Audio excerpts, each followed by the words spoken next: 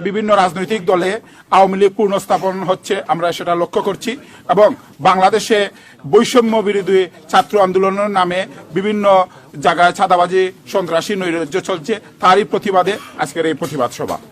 আমরা চাই যে ফ্যাসিবাদ যাকে আমরা দূর করেছি, আমাদের 2000 ছাত্র জনতার রক্তের বিনিময়ে সে ফ্যাসিবাদকে বাংলাদেশ থেকে মুক্ত করার জন্য তাদেরকে চিরতরে নিষিদ্ধ করতে হবে এবং পরবর্তী বাংলাদেশ গড়ার জন্য অবশ্যই মেধাকে প্রাধান্য দিতে হবে। আমাদের প্রত্যাশা, জুলাই গণঅভ্যুত্থানে যে সকল ভাইয়েরা শহীদ হয়েছে প্রথমে তাদের বিচার করতে হবে এবং আওয়ামী লীগকে চিরতরে বাংলাদেশে নিষিদ্ধ করতে হবে। ছাত্রলীগকে যেভাবে নিষিদ্ধ করা হয়েছে আওয়ামী লীগকে নিষিদ্ধ করতে হবে এবং যারা আওয়ামী লীগকে এই মুহূর্তে পুনর্বাসনের চেষ্টা করতেছেন তাদের প্রতিও আমাদের বার্তা হচ্ছে, আপনারা আওয়ামী লীগকে পুনর্বাসনের কোনো চেষ্টা করবেন না।